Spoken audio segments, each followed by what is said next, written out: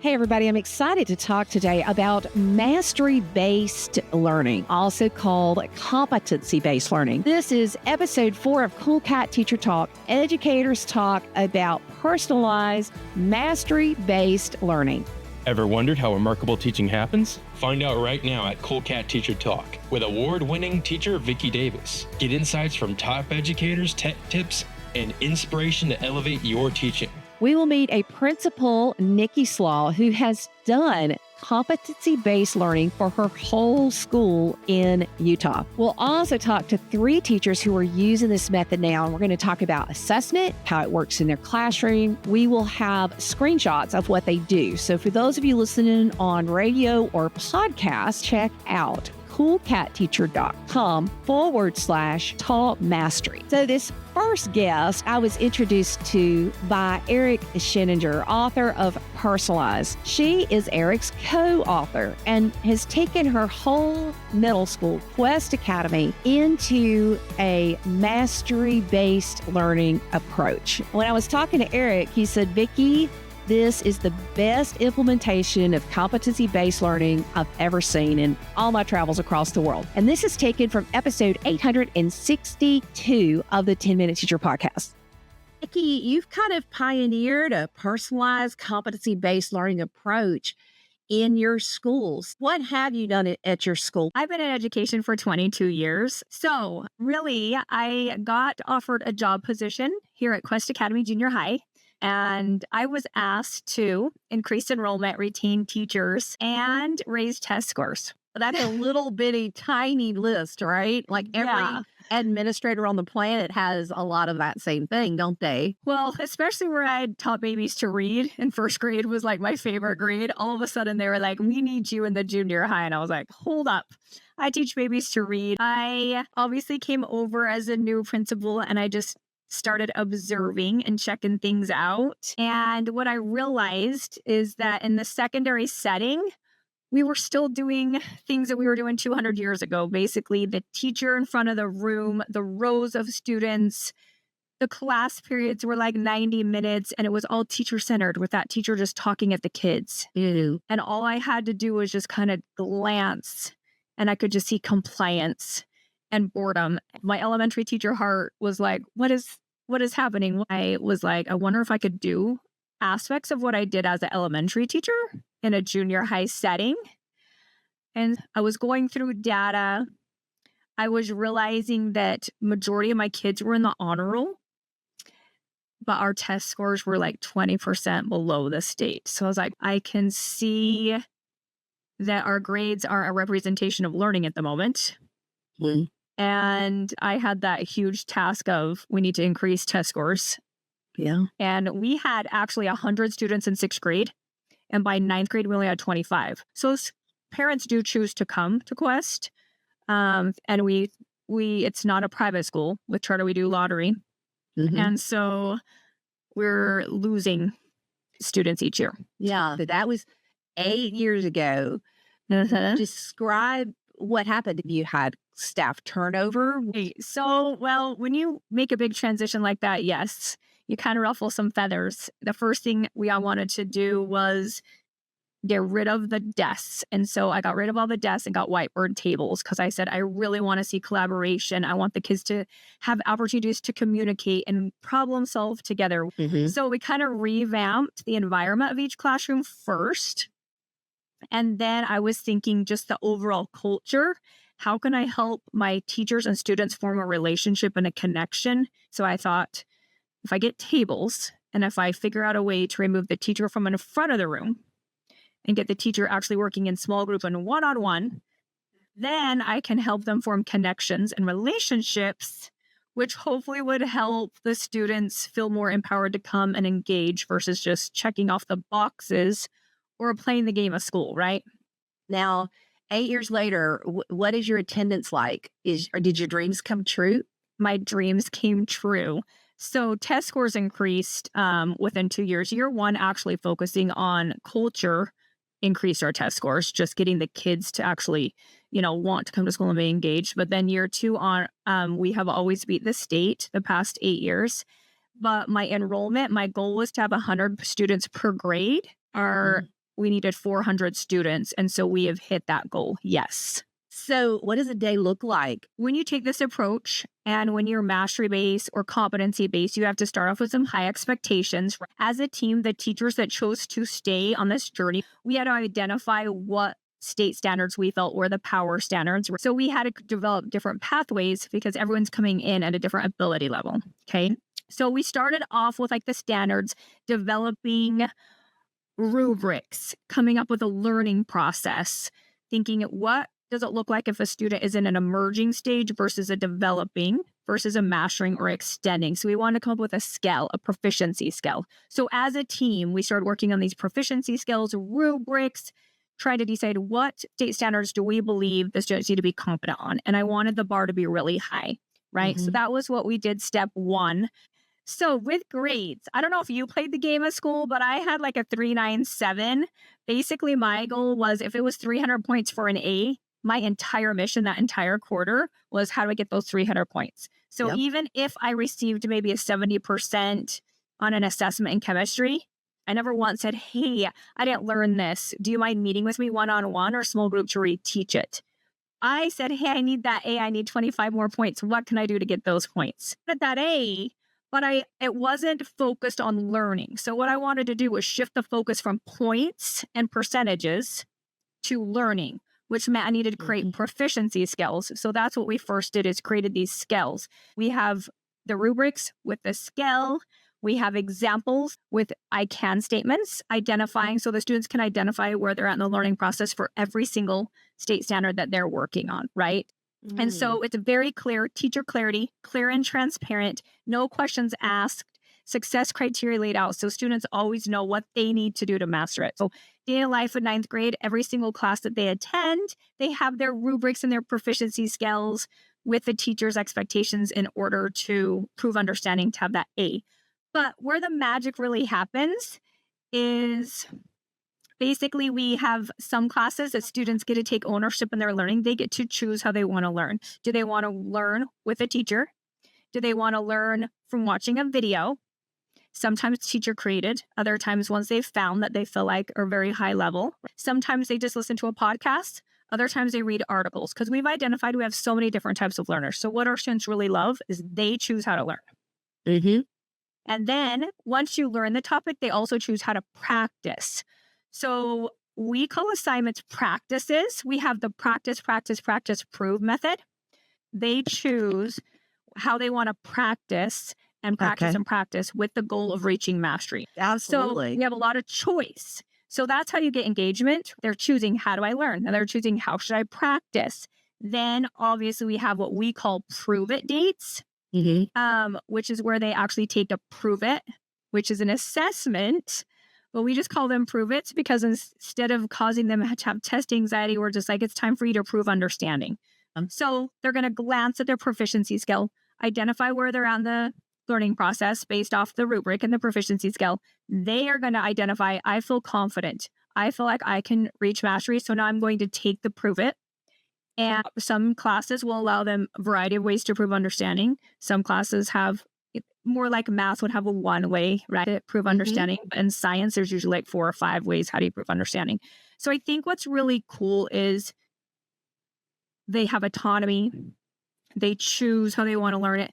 They can work collaboratively in groups during all the practices. It doesn't always have to be individual work. The teacher, by creating a digital age classroom, we use Google Classroom. So they're putting all the content and the links for all the choices on our Google Classroom so that they're removed from the front of the classroom. So now they're not lecturing. So while kids are choosing different things, they're actually looking at the real-time data from all of the different tech tools we use to see where they're at each day on the learning process based off what they chose. Yeah. And then they will pull small group or one-on-one trying to meet the needs of the students. So we provide ownership with voice and choice in how they learn, practice, improve.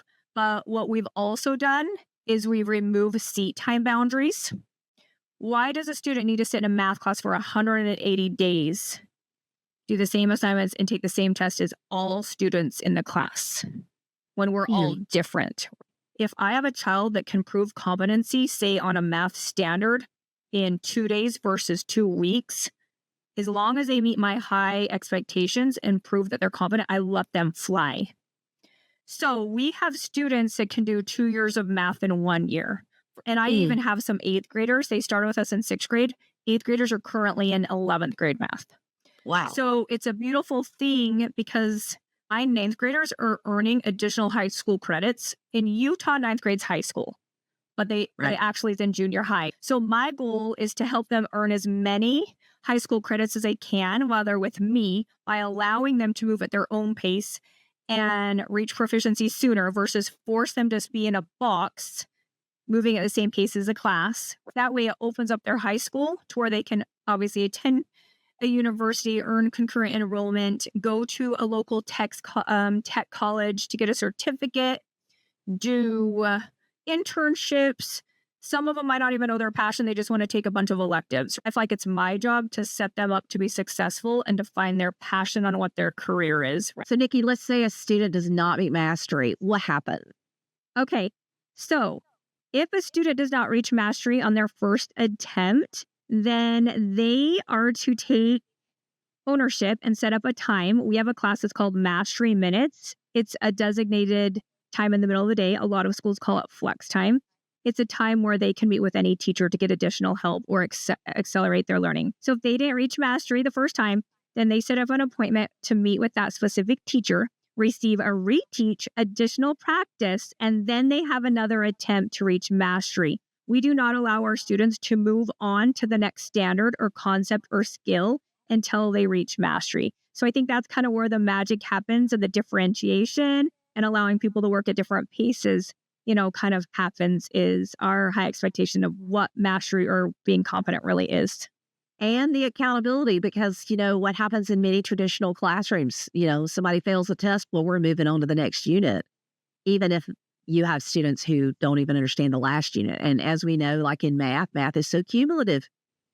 You get kids who just don't understand what you just did. And I just love the accountability. So think of a teacher in your mind who was with you before, went through this process, and is now teaching this way. What would that teacher say about how they feel about teaching now compared to before? Okay, this is my biggest selling point because I have a lot of schools from around the states and around the nation coming to tour us, and that's the number one question. So they feel like the work is meaningful and purposeful because when the students are actually engaged and doing the work, it's less of a power struggle. So when you're talking at them and providing everyone turn to page 54, everyone do this, you kind of get the pushback. You're like more like the nag, right? They're not turning their assignments in. Where's your missing assignment? So that relationship's gone. Now you're kind of like the parent, like we do with our kids if they're chores, where now they're like facilitators. They're going around asking questions. They're identifying how they learn best. They're getting to know them. The kids are actually engaged. So they have less of a headache. So first off, that's why they love it. They say it's meaningful and purposeful. But the other thing is we really work back on your grades. We do not correct every single practice or assignment. If my teacher's circulating and observing and we're using tech tools to get instant data, right? They're seeing where they're at each day at the end of class through exit tickets or formative assessments or the different tech resources. I'm not going to have them take everything home and grade because really, if you think about it, I don't really care what they get on the practice. Our method is as long as they're getting feedback on how to correct it, do it correctly. Yeah. So where the teacher's not in front of the room and meeting with them, they're providing feedback. They're conferencing with the kids. They're meeting one-on-one or small group. So they know where they're at during the whole journey to where eventually the students feel confident and then they take the prove it, right? So they don't have to take hundreds of papers home to correct and input scores every day. So that's removed. That's kind of that tedious work where we have teachers that are always complaining that we have all this work and all these boxes to check off. We do. So teachers believe it's meaningful. They love they don't have all the busy work. But the other thing they love is I do have high standards and high expectations for my teachers and my staff. When I say create these proficiency skills, what do we believe at Quest is competency? So we put the bar very high. But I'm very flexible and I want my teachers to give my students choice in how to learn. I give my teachers choice in how to design their curriculum. I will purchase for the research-based curriculum they need, but they actually get to design on the back end what their choice words look like, what their practices look like. So they also are empowered because I treat them as a professional and allow them to create stuff. But Like, Yeah. versus buying a one-size-fits-all curriculum. Do students, when they move on from you, if they go to a more traditional high school, are they still able to succeed when learning is no longer personalized to them? So this is a great question because I have two children of my own that were with me until ninth grade, and they are currently in a traditional setting because of the extracurricular aspects that they both wanted to focus on. And to be honest, it's been really hard. Not the I feel like they've learned the soft skills, the life skills needed. They know how to problem solve, collaborate, communicate. They're self advocates for themselves. That's not the problem, but I'll tell you as a mom, getting them to go to school is what's hard because they don't see the purpose and they're sitting in a class for an hour and a half of a teacher talking at them. And they're like, to be honest, they say little comments I go, as long as I start making sure everything's turned in by midterms on, I'll get the points. So it's actually Yeah. like my biggest nightmare because they're starting to learn the game of school that I had removed at Quest when we took away points and extra credit and the focus was on learning. I think they are mature and they understand how to intrinsically learn. So I feel like that's fine. I just think they struggle with the traditional setting of a 90-minute class being talked at. Of course, they love the social aspect, right? But they are struggling. This is where a lot of schools are heading and need to be heading, a lot of classrooms. And when you have an administrator who believes in this, it makes it a lot easier to have a culture. Because if you could imagine having one teacher who really personalizes learning and has competency based, mastery based, and then you go to the next class and it's more lecture based, it can cause some tension, as it does in many schools that have such different approaches. So I think on that, you hit it right on the nose. I think if I could share anything with your listeners, it's take the risk, jump in, go in 100%. Too many times we just have one or two teachers try this. And like you said, it's not fair on the student end because they're confused as well as then it's not consistent. I jumped in year 2 and I made the shift 100% with every single class, every single grade. But we developed this program together as a team, my teachers and myself, right? So I have the vision, but when we all jumped in, we would meet and problem solve together how to make this work. And then I feel like that strengthens your culture because it does start from the top. If they see myself and my teachers having a great relationship and then they have a relationship with their students, it's just full circle. So I think if I could tell any of you, just jump in and do it and take the risk. I promise you it's best practice. It's not rocket science. It's just meeting the needs and loving all your students and just helping them learn wherever they're at. You can implement competency-based or mastery-based learning for a unit, for a lesson, and in many different ways. So I will share some at the end of this show about practical ways that any teacher can use mastery-based learning. So when you look up mastery-based learning or competency-based learning, one of the organizations that's busy in this space is something called Modern Classrooms.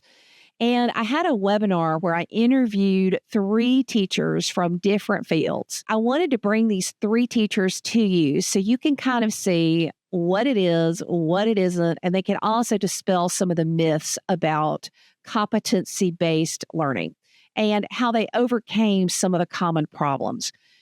We will have some screenshots. So again, you can go to coolcatteacher.com/talk mastery. So the 3 teachers are Dr. Cecilia Gillum, an award-winning science teacher in Louisiana, Karen McDonald, an English teacher in Utah, and Joe Manfrey, a math teacher in Hawaii. First, we're going to talk to Dr. Cecilia Gillum, a science teacher, to talk about the misconceptions of mastery-based learning. The main thing that I like to let educators know is that the biggest misconception about modern class, when people hear the word modern, they automatically think that kids are on computers all day. And I'm here to dispel that myth because if you come into my classroom, we are not. Like, students are not always on a computer. They do interact. There is a lot of collaboration. And then you don't have to be really techie. In my classroom, the way that it's set up is we have our must-dos, our should-dos, and then our aspire-to-dos. And what I have in my classroom is like a public tracker. So when my students come to class, they are put into like small groups. So I call it stations and rotations. And then we all rotate through. So everybody at some point will be in the orange, the yellow, the blue, just depending on how they progress through the lesson. So everything is hyperlinked for them so that they can have it right there at their fingertips. And then that leaves me to be able to go and be in my small group setting with my students. As I'm looking at these practical examples, what's your platform that the students will see this in? So my LMS is Google Classroom, but I call it a glorified Google Slide, where it's called my daily agenda, and everything is linked there. So every day they come into class, they would click on a link and it changes with each day. Excellent. And so it's using Google Slides because these are gorgeous. So these templates, you created them yourself? I am a member of the Modern Classroom Facebook group, and I think somebody probably dropped it in there. Highly recommend go and be a member of, because you will get so many gems in there. It's amazing. Some teachers are like, how do they keep track or how do they manage? They can kind of check it off. So that is just another way for them to digitally track what they're doing, and then also me at the same time. And it lets them know, like, can I work on it at home or is it classwork? And that also gives parents a glimpse into what we're doing, because I can't do what I do without parents. So I try to make everything easy and accessible. Miss Karen McDonald, she is a high school English teacher for Career Path High in Kaysville, Utah. So mastery based, if somebody were to ask me, what does mastery based look like in the modern classroom? Our school is new to it. We just started implementing it in the fall of last year and really started going full into it as of January. So we're very new at it. But when people ask me about it, I always say, well, mastery based learning is when teachers know, they set clear expectations so their students know exactly where they're at. So students aren't coming in going, I don't know what I'm doing. I don't know where I'm at. Also that students get, just like Cecilia, I also offer must do, should do's, and aspire do assignments, which I'll elaborate in a moment. But then it gives students the opportunity to work at their own pace and in their own progress. And so they're not feeling like, oh, I'm behind. Because we have different types of learners in the classroom. We have learners who are ready and they're on pace and they're ready to learn that day's lesson. But we also have learners who maybe aren't quite at that day's lesson. So if I'm up there just instructing the whole time, those students are going to be lost. And then the students who are ahead of pace, they're going to be bored because they're like, oh, I've already done this. So by having mastery based learning, it offers the opportunity for students to be able to work at their own pace. So in my classroom, I have 2 public trackers, and I honestly can't say enough about these trackers and how much it has truly just changed the energy and environment in my classroom. I'm a lucky one. I have a co-teacher that for each of my classes who works with me. And so this is, I call it the teacher public tracker. And so that my co-teacher knows exactly who they're going to be working with. But also I cast it to our class TV. So when my students come in, I have some notes written on the board, like, okay, this is what we're going to do. But all of my students know to come in, look at this and go, I have to meet Mrs. McDonald to do this. And then they go and they know exactly where they're at. I always celebrate my students who are on pace, like, hey, good, and we're doing a great job and everything. And sometimes those students will work with kiddos who aren't quite on pace. And so they'll buddy up with them and help them. So this is what all of my students see when they first come into the classroom. So after my students have walked in, they look at the teacher tracker I have cast to the TV, they'll come in and they'll move their hiker up the mountain. I have a list of all of the assignments in order of what we're doing for the week. I don't do like a whole month or anything because it would just be too chaotic for them. So I'll have like, okay, last week's assignment, and then as they're going up, it's moving up forward for that week's lesson. Every time that my student completes an assignment, they will take their little hiker, which they got to color and write their names on. They'll go up the mountain. And then if you see there, I have a little guy named Frank. I have an otter box. You'd be surprised at 11th graders how excited they get with toys and candy. They really do, and it motivates them. And so his name is Frank. He was named by my students. And so every Thursday when all of my students are on pace, they get to choose something from the Frank box. One of the other things I have, though, it says, who can I work with today? So some students will come in and go, oh, so-and-so is on a mastery quiz check. I think I want to work with them on it. And then they buddy up and they're able to help each other. And it frees me up to be able to go work with other students. Every week I have what we call instructional videos. So I'll start my week with one video that my students can click on and it's 4 to 5 minutes, but it explains, okay, here's what we're doing this week. But then within each assignment, should I need videos for even additional instruction, my students can click on those and listen and know exactly what they have to do. So now we're getting ready to talk to Joseph Manfrey.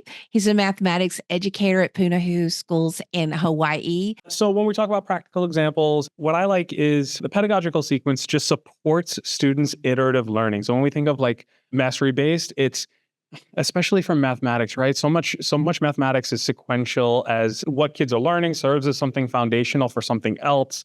And mastery based really honors that and creates the time and space for that to happen. It really breaks the idea of time getting in the way of student learning, but more so competency is what leads to future learning. There's phases of this iterative learning. So there's 5 parts to this: the instructional video. Then the students have independent work for their forming their own initial conceptions, right? We don't want kids to be leeching onto other ideas as how they form their initial conceptions. We want them forming their own. Then there's collaborative work where they can have that deeper learning, mastery checks, where they check their individual competency, because we know that if kids are doing work in groups, you might have kids that feel so confident working in a group, and then the second they have to do something independently, they're not going to be able to demonstrate. And they're like, well, I was able to do it with 5 other people. Well, maybe the 5 other people were contributing to that. And that's the value of this mastery check and really assessing mastery. And lastly, you have progress tracking. Progress tracking serves multiple purposes, either iterating, where you're able to reflect and learn from your mistakes, or metacognating, right? Like you can be thinking about, did I do my notes for the instructional video well? Did I take detailed notes to really help myself get on the right track? Did I wait till I was working collaboratively to actually put some effort in? What might I need to do differently? And the first part here is the instructional video, making sure it's highly conceptual, minimally procedural. I'm going to use this word mimic. We do not want kids to be mimicking what we're doing, right? We want them to be free thinkers themselves. So the active part of this is them recording the notes. You don't want to have them just watching it. You want them to produce something during it. Uniforms the message for all students. I have 4 sections. I want to make sure that every single section gets the same big idea and that I don't go off on tangents, which I have the tendency to. So I want to make sure that they all receive the same message. How do I do that? The video notes. It's so equitable for every single class to get started off with that same message. Next part is independent work. And that could be a worksheet, IXL, a Desmos activities. All these do is create their initial conceptions. I don't grade this. Why? Because the kids are forming their conception from the context that I provide. I'm not telling them, I do this, and then you just repeat after me. No, I'm giving them the big idea, the context, and I'm saying, figure it out. What do you think? And that's how you allow for diverse processes to be shared. And once they form those unique processes, boom, we can click and we can go into collaborative work. And that's where they're learning from and with their peers. They're sharing their way of that they did this problem. Another person shares this way. You compare ways. Maybe one way actually leads to a correct answer, the other one doesn't, and that's okay. But what it does is it broadens students' perspectives for then when they get into groups together, talking about a problem that they're provided and working with each other where they're sharing thought processes. Every conversation leads to iteration where they deepen their understanding, right? We're trying to create students that are not only learning through breadth, but also the depth. And once you have this collaborative space, which kind of serves as like a study group in itself, you have the next part, which we can click, is the mastery checks, evaluating the individual understanding and competency of a skill.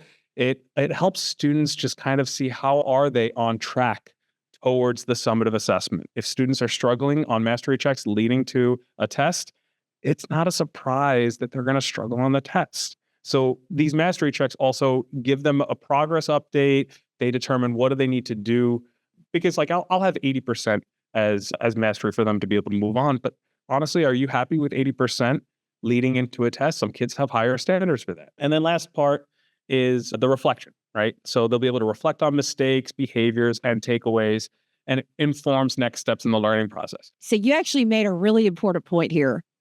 Just because a tool you use gives a number does not mean you have to put it in your gradebook, correct? Absolutely. I see everybody nodding their head. And that's one thing that I've seen. I don't know if you all have seen it, that when that knowledge is forming, you have to let kids be able to learn And sometimes they don't know it at the beginning. So why are we taking grades at that step? And that's at the independent work stage, right? So you said you're not putting those in the grade book.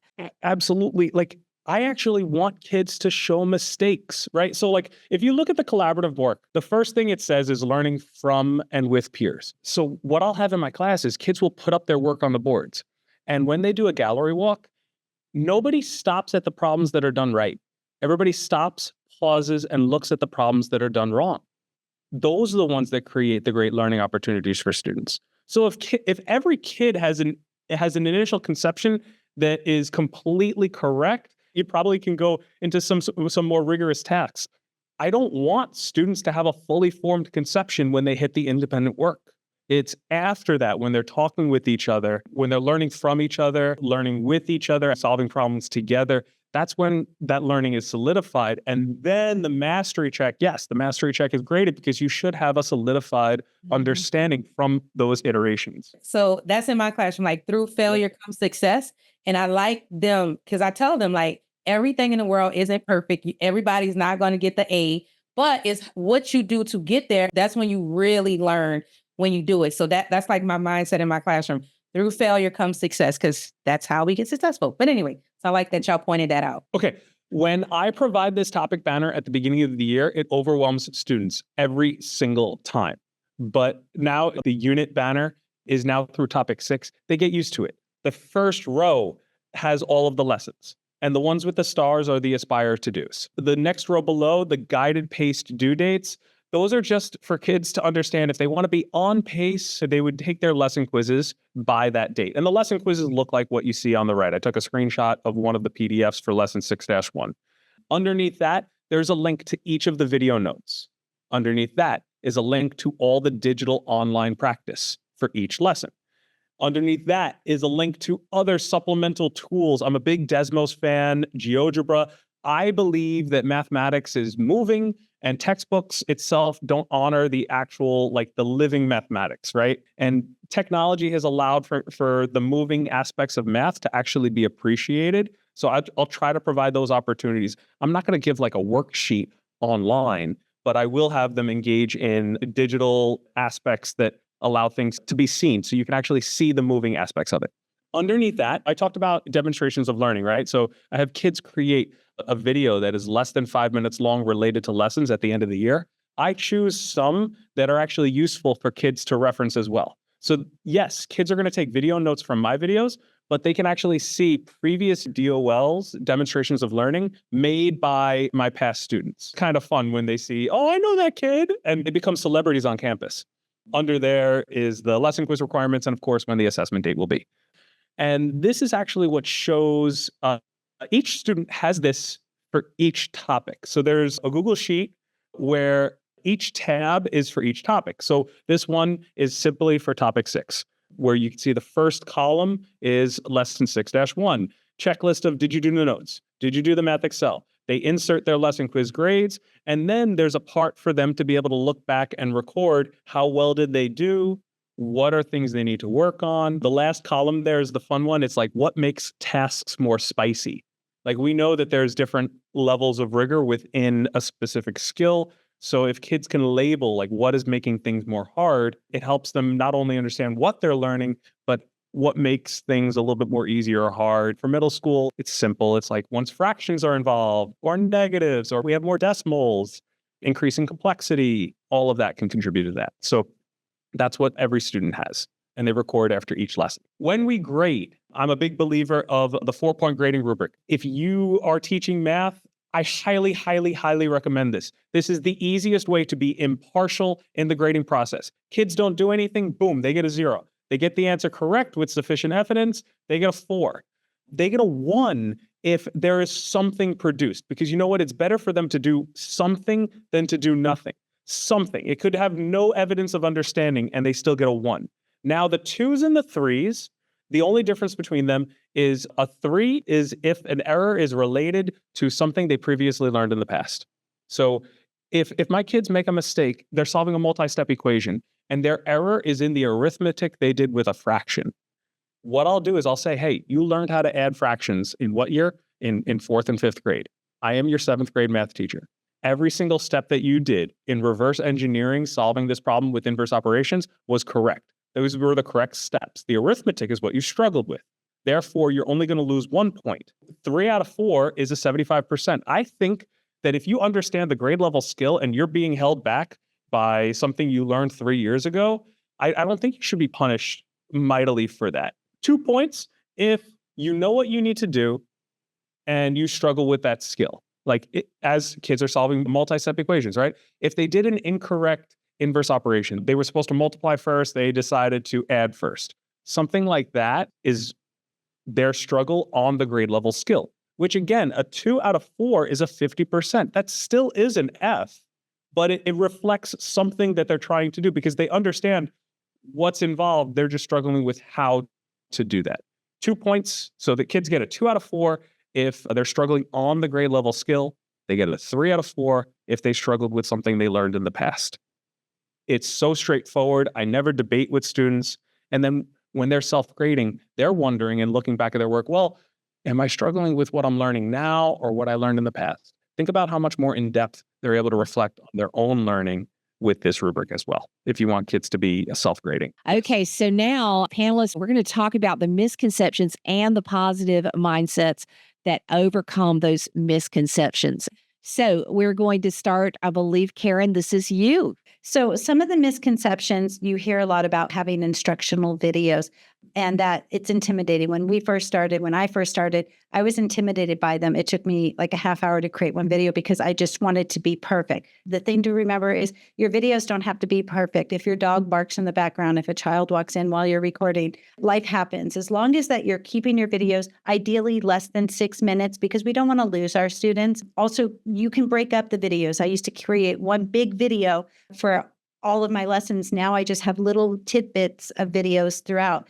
And the reason we do that is because we're offering the clear instructions within the assignments for our students so that just like Joe and Cecilia were saying, they can be self-learners and go and work on their own. You can keep your videos short. They don't have to be complicated. You don't look silly. If anything, you're personalizing it with them because you have learners who may not attend campus and be in your class, or maybe they're sick. So by watching this video of you and you instructing it, it's kind of like, okay, well, they were there in class and they're not missing out on it. So it also personalizes the learning experience for them. Okay, love it. And Cecilia, you had some things you wanted to say. Yeah, I think she touched on everything for the most part. But the number one thing that I always tell my people when I'm mentoring them is that just be your authentic self. They love bloopers and they love to see that we're real. And then just making sure it's you're in the video.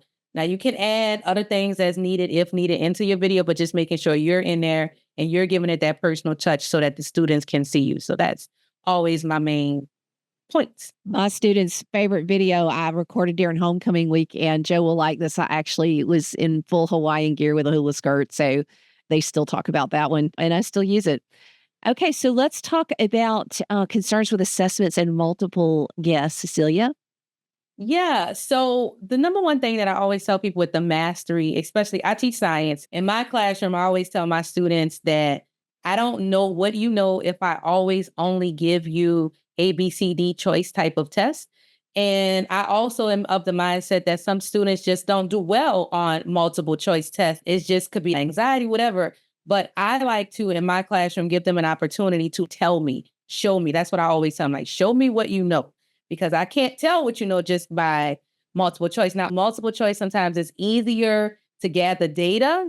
But like I tell people, qualitative data is data too.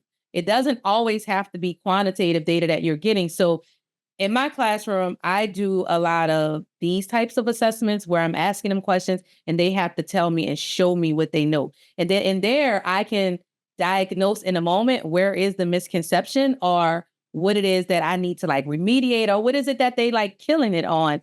And so I just find that you get more out of doing this now. Yes, it does take a little bit more work on the teacher, but you don't have to make them super long to understand what kids know versus what they don't know. And then also this kind of curves cheating too when you're grading this. Because, you know, again, with multiple choice, this is 2024, they find ways around every single thing. But with this, You got to write this out. That now we're moving on to concerns with just being online. The big thing that I hear about just being online is that, oh, I'm going to miss out. I'm going to miss out, being in class and stuff. Where I teach a career path high, our school is a blended learning. We use the blended learning model. So we have some students who work from home. They do a self-directed path. So our high school campus is also part of a tech college, Davis Tech College. And all of our juniors and seniors are required to take a program through them. So sometimes we will have students who have their program in the morning at the same time as my English class. And rather than them being worried, oh no, I missed out on the fishbowl activity that you did about the crucible, or I missed out on this or that, by having my instructional videos, or if I have a recording of part of our class, so they're not missing out on the conversation, I can link that within my lesson. So those students who aren't able to attend class can actually feel like they are there because they can go back and listen to what they missed. It's also very beneficial. And I know we'll be talking about this in a moment, but for students like my students who have IEPs and 504s, or my students who have different styles of learning, they can go back and play these videos at their own pace. So this works really well for blended learning environment. So, Joe, we're going to talk about how do you assess reasoning? When we're talking about assessing reasoning, one, you want to be able to provide tasks that show the thinking, not just the product. It's not about getting the answer. How would you arrive at the answer? Especially in the age of AI, you want to have the process highlighted as opposed to just that product. And there's multiple ways through the task or how you grade. That's the beauty of this whole model with the Modern Classrooms Project is that you get a chance where the kids are engaged in self-paced work for you to have that one-to-one conference with students about their work. So you're sitting with them and you can grade their work with them.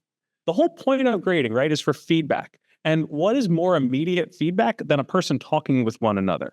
Instead of me providing written work and handing it back to them, and then they have to read my work, fun fact, my handwriting is atrocious. I can have a conversation with them, and then I can be like, oh, wait, I see you did this right here.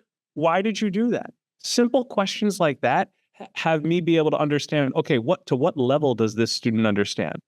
I know none of my students copy anybody else, but this is a way for me to just have total certainty when I have these conversations with the kid of, okay, I understand this kid knows where they need to do, what they're working on, where they need to be in their learning. It's so good when you have those one-to-one conversations and you connect with the students, right? This is like accomplishing everything you would want from the modern classrooms or just classrooms in general. You get these one-to-one conversations to connect with your students. Your students get to connect with each other. It's magical. It saves time, doesn't it, Joe? Like for me right now, I'm self-paced mastery based is we do Photoshop from Adobe. And when I just bring them over, I'm able to have conversations about what they've done. Otherwise, it would just take me forever to add all these annotations and all those notes. And we're able to have a conversation and they're able to improve so rapidly. It's just a great way to assess, isn't it? Absolutely. It's a great way to assess. And you're freeing up time. I don't take work home. I don't grade work at home anymore. I grade work with the student next to me. Why? Because it serves the greatest purpose for feedback, connection. I don't have to take that work home. Think about every time you're grading in isolation. A, it's a frustrating experience because you want to be doing something else anyway. And B, it's not as easy to provide clear and direct feedback. Feedback should be immediate. Feedback should be direct. What better way than grading the work with the student next to you?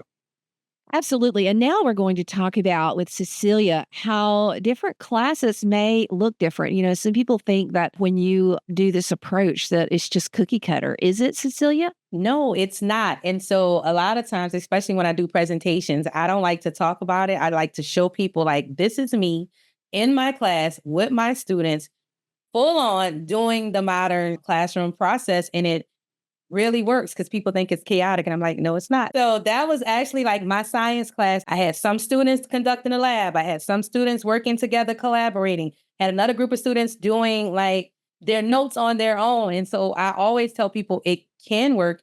It does work. Of course, you got to do that upfront prep. This didn't happen overnight. I had to spend like the first 2 to 3 days just showing them how this is supposed to look. And then once you do that, I promise from then on out, it's going to flow and you're going to sit in your class like me. And I was like, yes, it's happening. And this is a science class and it can and it does work. Sometimes students might say, hey, I'm done with this and now I'm just going to hang out. And we know that's not a great recipe. So some people are concerned about the quote free time that'll happen if they take this approach. What's your response to that? So you, again, have to set up that expectation that once you're done, you keep rolling. And that's also comes along with the organization of your class and knowing where your students are and letting them know, okay, so today you're here. I know that you've already finished this, so I don't even give them that much space because that's a ninth grade on-level class. And if I didn't give parameters, like I said in the beginning with the stations and rotations, that lets them know what they're supposed to be doing for that day. So because I'm doing it with ninth graders at this point, I kind of guide them a little bit more to kind of keep them on track. And if they finish, I push them into the should do's, aspire to do's, or I offer to ask, do you want to help another kid in the class? But there is no such thing as free time because I tell them if I can't have free time, you're not having free time. We're all in this together. Exactly. It's a family. Now we're going to talk about mastery-based and mindsets that we need to have. Joe? In order to have this mindset to be able to actually execute it, you need to believe in what you're doing, right? Like we know fidelity comes from the students believing in it, the teachers believing in it, the parents need to believe in it. That's why you need to communicate it very well to all stakeholders. Admin needs to believe in it. At the end of the day, this models the contemporary workforce environment. When you see how people are working in a workforce, this is what it looks like. Some people are standing on the side collaborating. Some people are conducting labs over here, doing work over here. Some people are working on their computers by themselves, and that's okay. If school itself is a simulation for the real world, modern classrooms is the perfect tool to correlate to that. And then the second part, you need to engage the kids' motivation, right? Like at the end of the day, the focus needs to be learning. Kids need to value their learning. Why? There's multiple layers. Some kids need to see it right now. Some kids need to see how their learning correlates to the real world. Students as producers, not consumers. And it doesn't matter if they're excelling in the class. It doesn't matter if they're struggling in the class. You need to figure out ways for your struggling learners to be producing information. And it starts with the culture that we kind of talked at the beginning of allowing mistakes to be a part of the learning experience. When kids see that mistakes are welcome, then they realize, okay, I'm struggling right now. I don't fully understand what's going on, but at least if I do something, it's not going to be the end of the day. Like I'm not going to get mistake shamed for it. In Hawaii, there's actually this Hawaiian saying like makahana keike, which means through doing one learns. So how do we have kids producing? Think back to your classroom. If you see a student struggling, are you doing small group direct instruction? Or are you having instances where you're asking them questions, where you're having them produce, and then from what they produce, you can provide feedback where they're at. You're not assuming they know nothing because they do know something. You're trying to figure out what do they know? What can they produce and then build from there? Okay, so you gave me a new word, mistake shaming.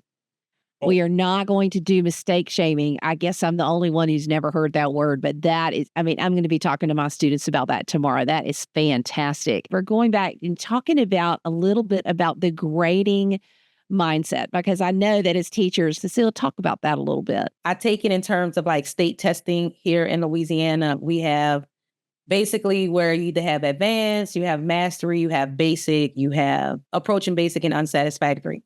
I don't really focus on approaching basic and unsatisfactory. I tell my students that if you do what's in yellow, because again, I'm trying to take the stress off, the pressure off. Those are your must do's. That means that you have attained the basic knowledge that I need you to know for this particular unit. And I'm okay with that if you're okay with that. But hopefully, if you want to reach mastery, you're going to move into those should do's, because now that's delving even deeper into the lesson and getting you prepared for the final assessment. But if you want advanced, aka the A for the lesson, then you're going to make it to the aspire to do's. But there are some kids who struggle through some lessons. But like I explain it to them is that this doesn't mean you're not going to have an A in the class. That just means for this lesson, you may end up with just the basic level, but you can always come back if that's what you need to do. But it just takes off that additional pressure. And then it makes me as a teacher start to kind of dwindle down, because before doing the modern classroom, I think that I was doing way too much. Like the kids didn't need all of the things that I was doing to get them with the basic level of knowledge that they needed. And so it pushed me to start to think another way. What is truly an A? Because like when I talk to other people, I'm like, grades don't really mean anything to me. Like, I'm not an overly grady type of person. I understand we have to assign them. I said, but what can they tell you? Like Joe said, what can they produce? What are they doing is what's most important. So I try to teach my kids, let's back away from thinking about grades. Let's look at how much did you obtain from this lesson? Was it the basic knowledge? Was it mastery? Or was it advanced?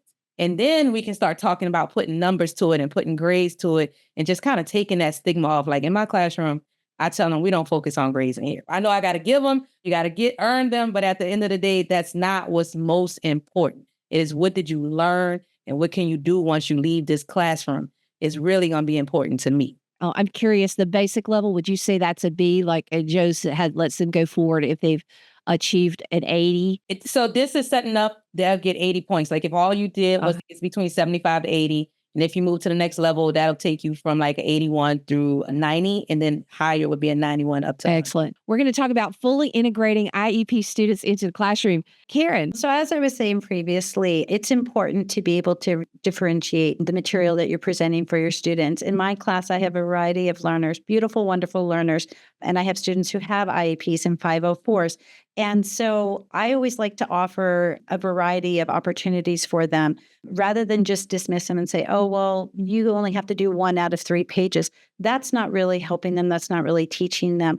And it's just making it easier for them. And so I feel that, no, they're part of the class. And so I'm just going to offer other additional opportunities for them to show me how they comprehend it. So like in this example here, we had a creative choices project. It was based off of like the Adventures of Huckleberry Finn that we got done reading. I have some students who love to write, and they're very good about just getting all of their information and comprehension out through writing. But then I have students who dread that, and it's hard for them to get everything that's in their head out through and on paper. So I have different projects, one for my artistic kiddos, and then some kids who are into the theater arts and they like to like show a play so they can do an additional extension of Huck Finn. And then we have a newspaper article of like, oh, well, based off of a scene in the newspaper that we had these con artists and stuff within the novel. And by doing that, it then gets all of my learners and my IEP kiddos and 504 kiddos feeling like they're involved, and they don't feel like they're standing out or they're separated because they're having one page to do rather than the whole assignment. So it's really important to let them know that they're all part of the class and that they have opportunities to choose to show me how they understand the material. So let's talk about how I use mastery-based learning in my classroom. So first of all, I look for tools that support mastery-based learning. One thing I teach is Python programming. And kind of like math that Joe talked about in today's episode, you can't do one thing until you've learned the previous skill. I use something called Code Combat. As students progress through, they have to complete one level to go to the next. Now, we're familiar with this in video games. So basically, this is using video games, AI, and mastery-based learning to teach Python coding in my AP Computer Science Principles class and with my 9th graders. So first of all, I look for tools that support mastery-based learning to make it easy for me.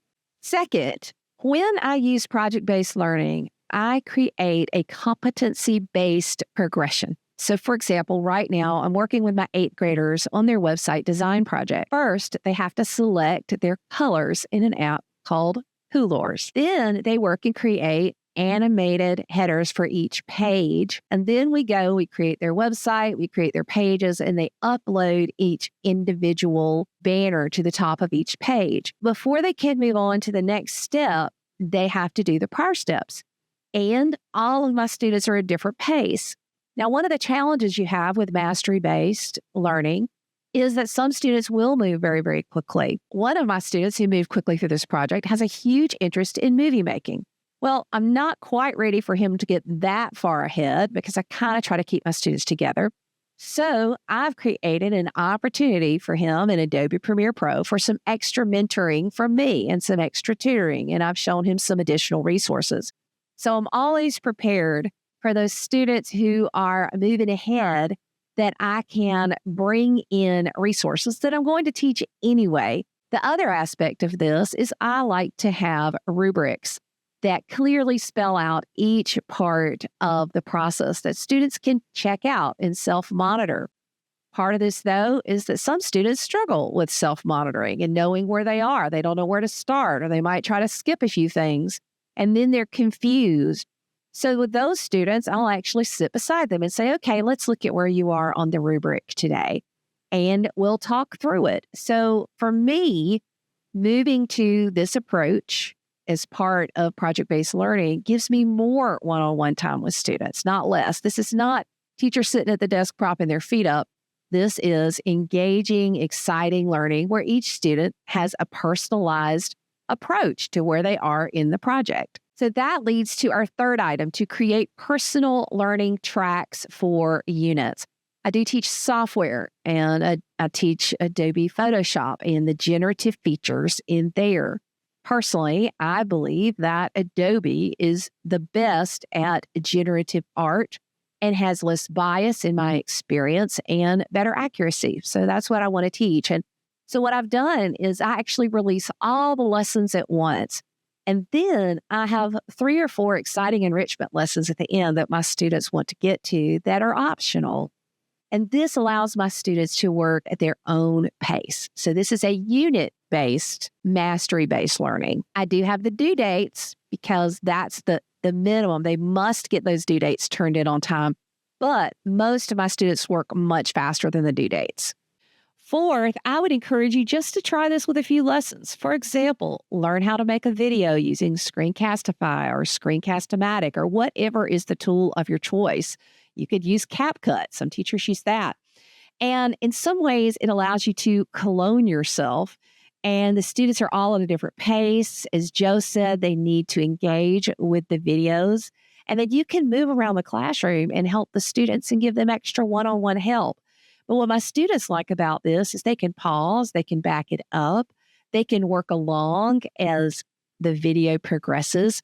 And it's just a great way to teach. Now, many people call this the flipped classroom approach, created by John Bergman and Aaron Sams, who have also been on my podcast.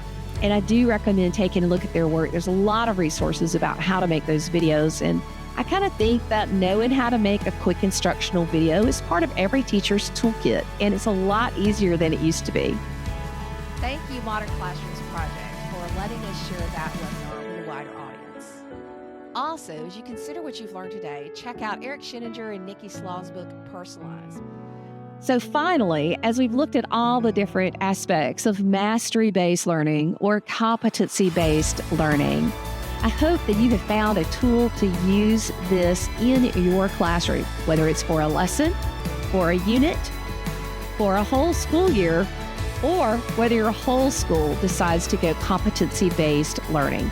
I do believe you're going to see a lot more competency-based learning in the future in schools of all types. We've already got it in our kindergarten classrooms, but it makes a whole lot of sense as we move forward in a world where we have a lot of technological capabilities to help us personalize learning to every student. You can get the show notes for this episode at coolcatteacher.com/talk mastery.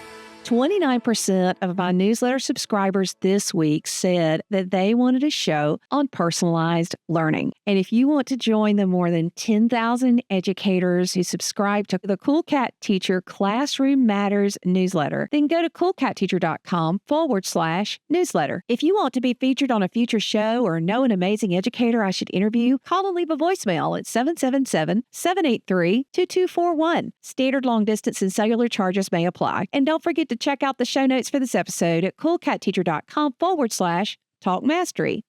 Thank you for tuning in to the Cool Cat Teacher Talk Show.